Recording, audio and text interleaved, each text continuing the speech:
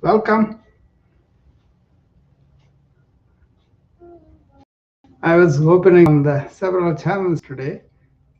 I'm on the Clubhouse. I'm on the Wisdom app. I'm on the Instagram and also all the streams on the Restream, right? The Facebook, the YouTube, the Twitter, LinkedIn, and all of them. Hope everybody can hear me in all the channels.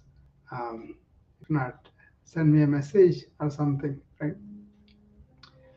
As I was thinking about things, um, I was reflecting on my experience with a lot of patients who were addicted to different kind of things, right? Alcohol, smoking, drugs, and all that. One of the things I was able to maintain throughout my career as a private practitioner was to be very strict about giving these narcotic medications as a principle, right?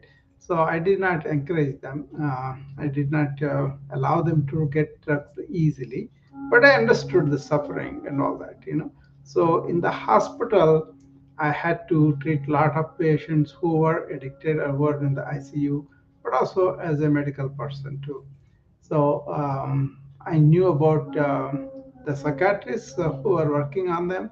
I knew about extreme measures people go through, self-destroying themselves, and all of that. Then I was reflecting on how was this problem way back in the ancient times, and they in the mainstream of life, this is not as prevalent as that, but it was there. Opium, other drugs they were taking as a kick to achieve that, mindfulness, calmness, and silent. All those things were there. Even now, people try to get some drugs to get those states of consciousness inducement and all that. But generally, if you really go see a study about these healing sciences of ancient medicine or ancient healing systems, they are all based on awareness. So once you understand awareness and you are in awareness, and then you can really watch your thought and control the thought. So that's like way better than people who are compulsively thinking and are driven by their thought and all that. They have no clue about how to escape that, and then they are very much slave to the pleasure that they may get. Right? We all know that. So there was some contrast between the modern times and the ancient times. I thought I would enumerate. They were very useful for me when I was talking to patients who had this addiction habit as a side thing. I'm not in the addiction medicine or therapist and all that, but I knew as a human problem. One thing was the first thing was as I wrote them down here, addiction cures ancient wisdom by knowing our true nature and treating mind as an object and also watching thoughts as object. That was a very key for them to be able to really have the watching the thoughts, controlling the thoughts, and then making the thoughts more like a change from negative to positive, and also touching that joy factor too. And then there was the culture where permissiveness and census licensure was not there. So it was more like even in my childhood, people used to say all the pleasures are transient, and it's not a big deal. Even the teaching us about sex education, that was the first thing they taught us. The pleasure that you have is really transient, and you should respect women, that kind of thing. That was there. But then, as I kind of came over this country and saw a lot of licensure about that, and it's not like a moral judgment. It is just that there, and people were really succumbing to the senses, and also all this thing is okay the pleasure is there, you can do that. But then there is no amount of control that was taught, even for the kids and all that. So one thing about the yoga teaching was you are supposed to be celibate when you are a student. So the first 25 years is like you're going to study and learn things and develop some skills and all that. So they had schools even now. I think they had schools where only girls go there, only boys go there. Different colleges are like that. Their thing was we have to protect these people from the hormonal surge and also all of that. But the freedom and all that is there even now. People have both things, you can see, where parents are strict about girls, strict about boys going anywhere and all that. But then all this internet, everything has made it much easier for people. Whatever it is, this licenses about senses has really contributed to the increase of addiction of so many things, because we don't have them available. For example, we never have a bottle of beer in the house, or uh, uh, in the refrigerator, like other people have. So that itself never gave me a temptation to go and to drink that and all that. On the other hand, they said, don't spoil yourself with these drugs and all that. Not much, but then it was there in the culture, right? So that's another thing I want to talk about, how we can really understand uh, how we can make the senses our boss, or our mind our boss, and then addiction, people lose that control and then they get into the habit. So teaching in yoga as part of sensory control as something important for you to develop your talents, develop your um, whatever living things you are going to learn, the technology and all of that, we celebrate that was. And then there's so much more about celibacy and the energy and all that, right? Okay. Then there is another practice where pratyahara, that means ahara means food. Pratyahara means whatever you kind of imbibe, not the general food, but mental food, like the thoughts, like ideas, concepts, everything, or even going out for a walk and looking at so much stimuli from our senses, absorbing all of that. Watch them, but don't yield them. That's what they teach you. And then these all are some of the process that were there, and they have deep, significant uh, meaning for a person who is addicted and who can work with them. Okay, and then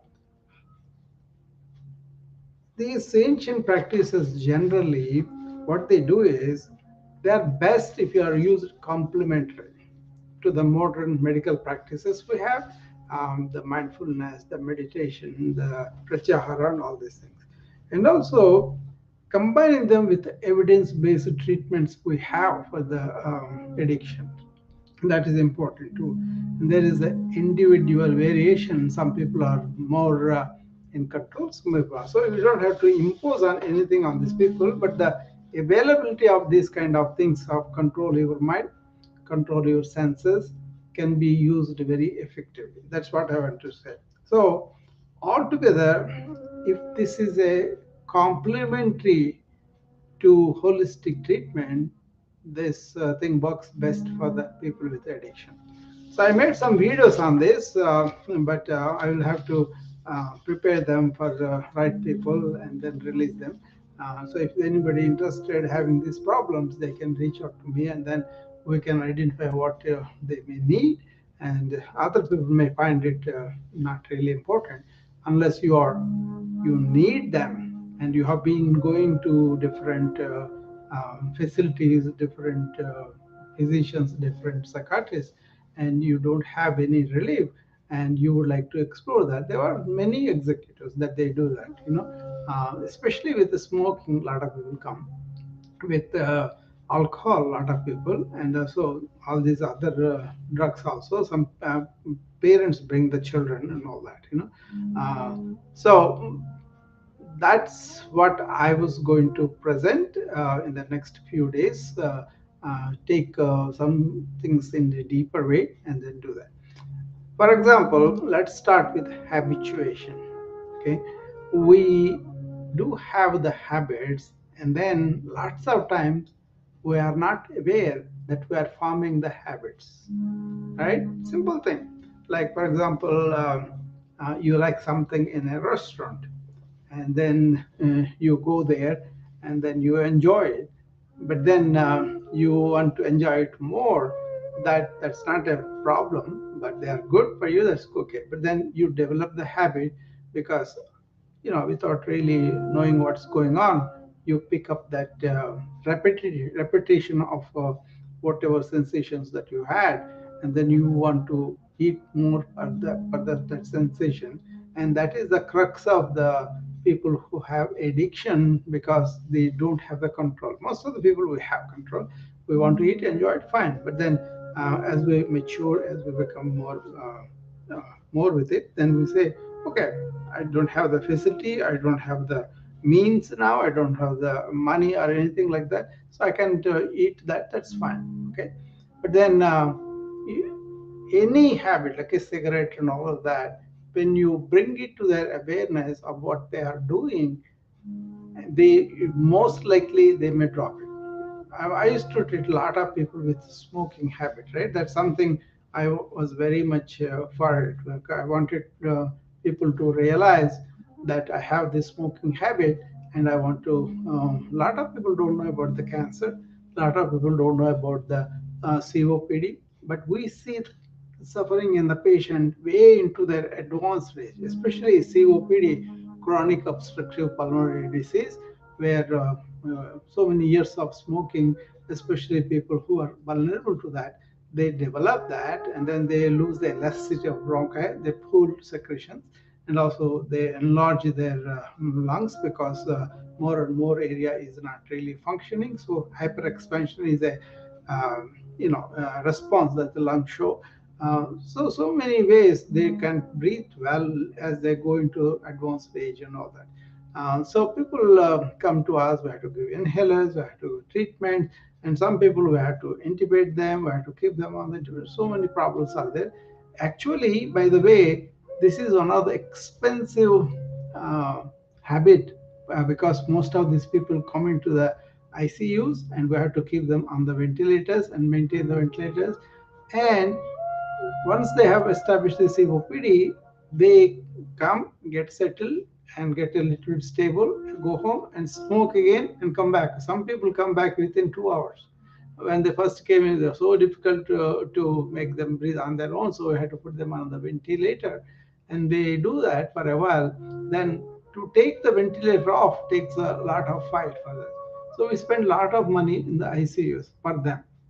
The same patient coming again and again, taking so many resources when we need so many resources for other diseases, that's a problem. Okay, we know that. But as a society, we allow the tobacco habit to go on. But the crux of it is, underneath all that, there's the individual human being suffering, right? We got to help them, without judging them, without making them feel like they're doing something crime. Just understand this is something humane, and we can help them to develop this inner resilience, where they can develop this strength not to be taken away by the habit, right? So if you trace it like that, I used to do very simple thing. I used to ask them, are you aware that when you are smoking so many cigarettes a day, they say, oh no, that's my friend, that's something of a crutch for me.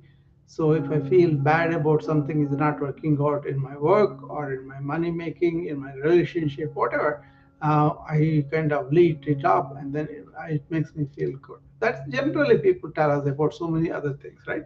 But if you take the smoking itself, I used to ask them, how aware are you when you're really taking the packet of the cigarettes out, taking one of them out, putting them in your mouth, and lighting it up and taking a puff? He is not aware of any of that. All he is aware of it is that he took a puff, and then that made him feel good.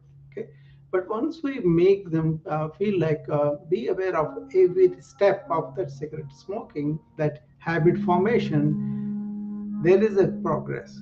They usually are aware of this, and then immediately they may stop in the beginning of not even buying the cigarettes, or if they buy the cigarette, only keep only a half packet with them.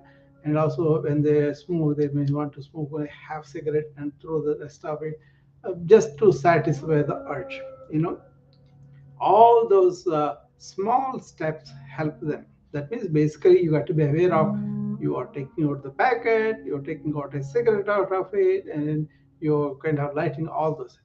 This is the same with any habit, okay, mental habits, you know. So what it is ancient wisdom brings you this mental science, like, you know, where how do you have these memories or thoughts or stimuli, and how you are not aware of it, you think it's natural to have them, and how you allow those thoughts to dominate you versus you can make them objects and see the thought with your inner core, inner self, right?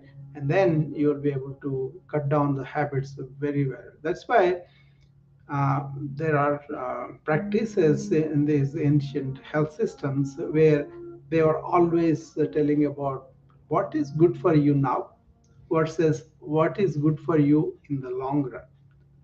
Then they have Sanskrit term for that, Shreyas versus Preyas. Shreyas means what is good for you in the long run.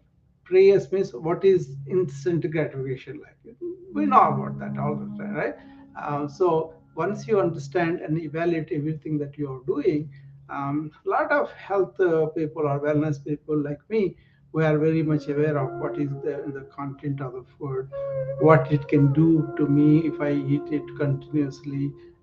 Like for example, rice is there for the diabetes, right?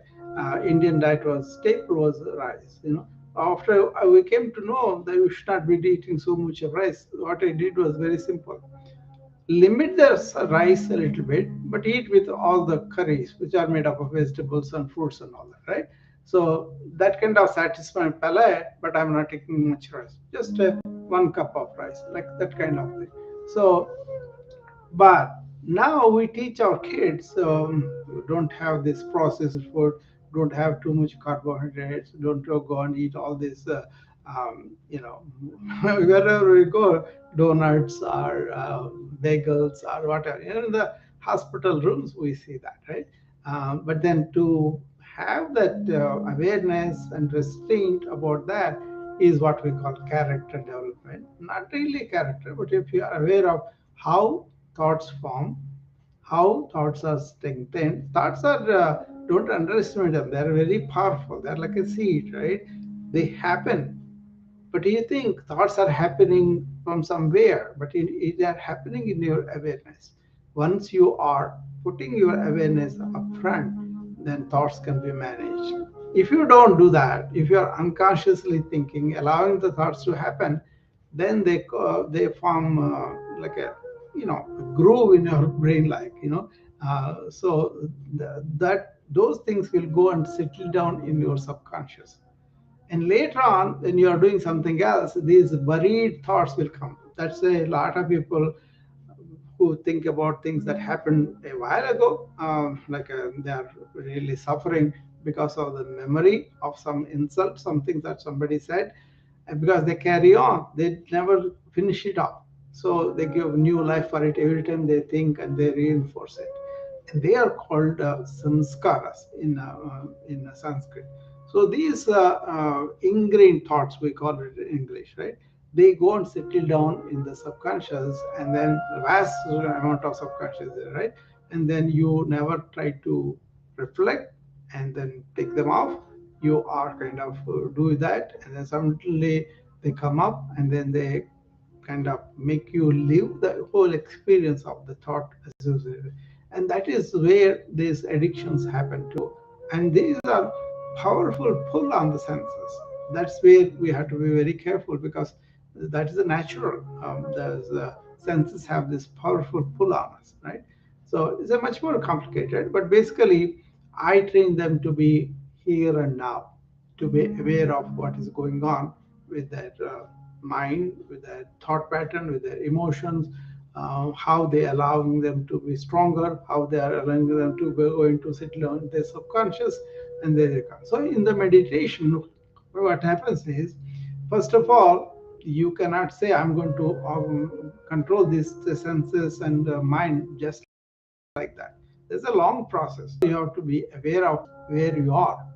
Are you allowing all these impulses come into you and then you are slave to that, or are you are not aware, whatever impulsive you go and do it? Okay, for that you got to settle down, make the body silent and mind silent, speech silent, and take some time to just sit down and be quiet. That itself is a big problem in the modern times. But to begin with, that's what we do. We kind of ask them just sit down and listen to music or whatever, but then don't allow the thoughts to go all over, right? And also, we have this modern information age. So we have a lot of data. I'm also one of the informaticians who prepare big data and throw it. But that is all just to do the common good, right? But then the fact is, our minds are exposed to information overload. Okay, we may be pressed by the work, we may be pressed by the goals and all that, but the fact is that our minds are exposed to lot of information, lot of stimuli, right? And you don't have time to really evaluate and process them and then keep them quiet. So what you do is, every day in the morning, every day in the evening, calm your mind down. That's one of the key things we have to learn as a key in this information age. You can deal with all the data you want, but it has to have some kind of a structure. I was talking to some people, including Rocky, about multitasking. But I told her, don't do the multitasking. Do one task at a time. Give complete attention. And she said she was doing that, and she was saying a lot of energy because she's not going off too many things at the same time, right? So calm yourself down, take your time, especially when you get up in the morning. Don't go to the phone, don't go right away. Take a few minutes to calm yourself down. That's what I tell everybody, which I do too. Then bring your awareness to the front, and in awareness, deal with the thoughts. You can do lots of stuff, that's fine. I do a lot of stuff. I do ecological stuff, wellness stuff, relationship stuff, so many things related to the wellness, related to the planet, related to the current affairs. So many things I do, but I do one thing at a time. You can do it, if you really attempt to do it. And then I have some, limiting the information coming at you. Be aware of that. So if I go to the hospital, 50 people want to talk to me about a patient. Literally, I'm not kidding. So, but then there's a routine that we follow. First thing is any emergencies, then anybody in ICU, then people who are on the ordinary wards. But then if at any time we will call down the emergency, then we go in that gear and go there. Otherwise, you are always trying to be in flow. Be in flow and do. That is one of the biggest contributions of yoga, about how to be in flow and do everything. Then you enjoy the work, and also your output will be very good. Your end result will be very good. Quality work. And the biggest thing people miss is, when you are in the flow, you are not having extraneous thoughts to that activity. That activity, that's fine. But then you are teaching or doing others, so many different stages of students are there, then you have to deal with so many things, right? Maybe after a while, you can have other people do that rather than you doing it. Okay, whatever it is, uh, you do one thing at a time, then you don't have these extraneous thoughts, then you're going to save a lot of energy, and that itself gives you the mental stability and strength. This also I use for the people. Okay, first of all, they don't have the capacity. They say, I cannot resist this cigarette urge, I cannot resist if I have to take this drug and all that. And the culture encourages you. But if you want to get out of that addiction, you got to understand this whole process of how thoughts arise, how thoughts become subconscious samskaras, how they come out, and how they take over you. And then if they are very powerful, especially related to the sensory pleasure, related to real pull to the senses. That's very difficult, very tough thing too. So once you get that, what is good for me in the long run, what is good. Like for example, in this particular thing, information overload, if you do some stuff and then you may get some things like you may get some money, you can some the good things, you may have some comfort, or you may be big shot in the society, all those things, but they all go, they are all not important, but then they are also immaterial if you don't have the brain health, right? That's what's happening with a lot of people. Why they go to addiction is also because sometimes the things are so overwhelming, so much of difficulty to handle the stresses of life. You don't have the resilience to really face them. So people, we see that all the time in the clinics, the hospitals, people working very hard to build up some technical excellence or engineering excellence or medical, whatever, right? Whatever branch they are, they work so hard to build up these skills to make money, but then they kind of sacrifice the health, and then they develop these problems. They neglect them to very late, and even in this age, when we have the preventive exams, when we have so much education, so many people can tap that information in AI and get that very quickly. Even now, people come only when they are symptomatic.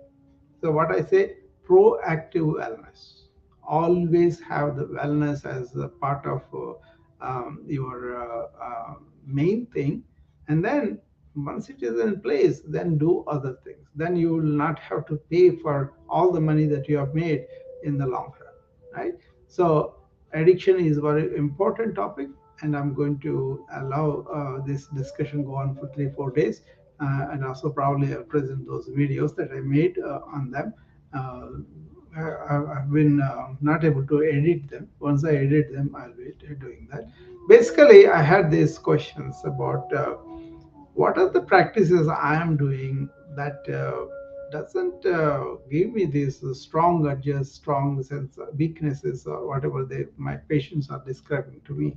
Then I understood, okay, these are the things that we are doing with the mind. I was always interested in the study of mind, and the centuries that I went back, the more I understood about the mind, and that personally resulted in good health for me, because my very first lecture I gave on wisdom was on people who are self-realized. That means who don't know their true nature within, not the body and the mind, but the true nature of conscious being.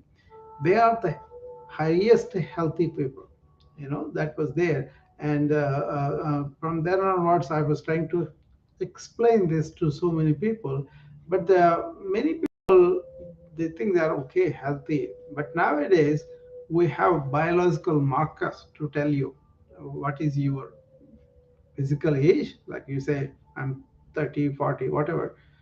But when you do the biological age, you may be 30 outside, but your biological age could be 46, 54, something like that. Then that shows you are aging accelerated within you in terms of your cellular biology, in terms of hormones, in terms of transformers. So many things we can measure now that we were not able to measure in the modern science. So that is where I was teaching people about proactive wellness. Means you get up, see how am I really health wise inwardly. I may appear outward, okay, I may have energy, I may have some drive, I can go do that. That's all fine. But then don't neglect if the cellular biology is getting really damaged. This is going to be the big deal as we go into the uh, genome, and as we go into the microbiome, as we go into the cellular biology. You can take one sample and can tell you uh, in 10 years what kind of things you're going to develop. This is like a genome study. I'm going to be very seriously involved in this research, biomedical informatics. What it is you can take your genome structure, study it, and then simply put, you can make out what are the structures of your genes, and then later on, as you age a little bit or you get some of the disease, we can measure that and tell you these are missing. That's why you are developing this. So we can study the genome, and then would be 10 years down the line, you will develop this cancer. This I'm doing very simple language, but actually that is actually going to happen, and we should take advantage of that. But suppose you are not eating right, suppose you are not exercising right, suppose you are not resting or sleeping, and the most important thing, you are not making your mind calm. You got to give the time for the mind to revive itself. Okay, that is the sleep, and that is in the sleep also. You should be sleeping without the aid of any of the sleeping aids like sleeping pills, alcohol, and all that. And also, you have to learn what is it to have quality, which I talked about lots of times. Okay, I'm happy to talk to anybody who is interested in that. And then, especially now with all this information overload, sleep has become a problem, especially as physicians. One of the biggest problems for the burnout coaching is how to let them sleep properly and give the enough time for them to really realize the good sleep, quality of sleep that restores not only your body but also your mind. Okay. A lot of people sleep with the phone on and then till the end, but you should know about the blue light. You should know about how to set it off and clean the mind prior to the sleep. There's a ambience that you have to observe for the sleep atmosphere and your own thoughts and everything, and also when you get up, what you do. That's also important. All these things can be habits. The habits can be tolerances later on, and then they turn into addiction. So understanding ancient way of mind structure, mind physiology, and also understanding about natural intelligence of the body and mind, all these things help in the addiction process. I have helped a lot of patients, so provided they were able to understand, they were able to do these things. Lots of times they are brought up in a different culture, different, even modern people also, either they may be religious and some ritualistic or not, but they don't go and explore these matters in a scientific way and understand them with your own mind and intelligence. That's what I'm involved into. I hope it makes some sense to everybody who is on the. Um, uh, there are so many on the wisdom app. Okay. Anybody has any questions, you can come up and stay there for a few moments. This is going to be only 30 minutes today. That's why I've kind of just introduced this topic, and I'm going to discuss this a few days, and I'm going to bring in those videos that you could access and see them. And if you have any questions or anything I can help you with, you don't have to be shy about it, because all human beings have these senses and mind, and at some time or other we will be in that addiction mode. But some people go out of whack and then they kind of spoil their mind completely. But otherwise you should be okay. Okay. All right. So I will see you again tomorrow and Friday, right? Tomorrow, Friday, and then Saturday in the evening at 7 o'clock. Okay. Thank you. I'll see you again. Bye.